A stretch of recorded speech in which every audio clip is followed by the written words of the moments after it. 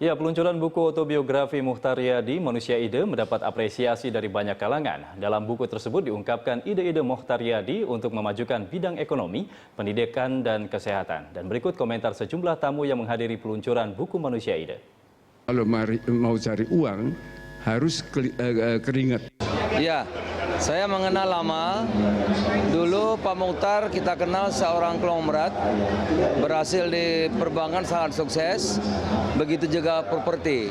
Itu buat saya biasa. Banyak pengusaha besar, banyak konglomerat biasa.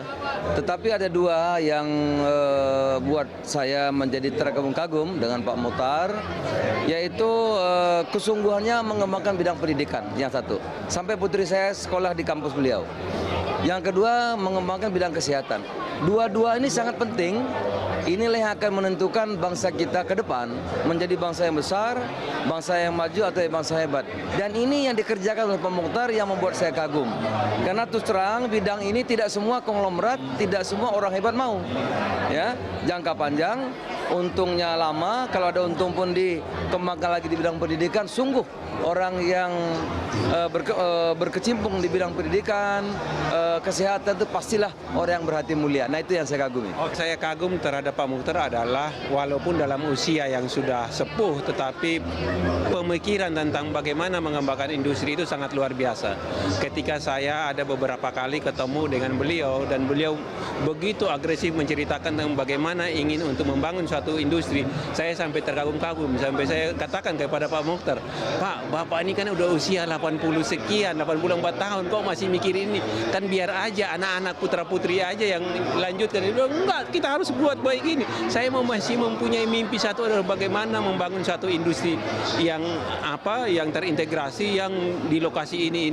Itu sampai saya kagum-kagum. Nah, tentu terkait dengan apa yang dilakukan oleh Pak Muchtar, ada buku-buku yang diluncurkan ini, tentu kami sangat memberikan apresiasi yang tinggi terhadap pemikiran Pak Muchtar, dan kami sangat juga akan terus menerima masukan-masukan dari beliau terhadap bagaimana mengembangkan industri di tanah air untuk bisa menjadi negara industri yang maju dan tangguh.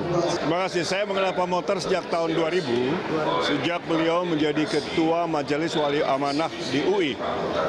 Waktu itu kami belajar banyak dari beliau, karena beliaulah yang merubah cara berpikir kita semuanya yang lebih entrepreneur.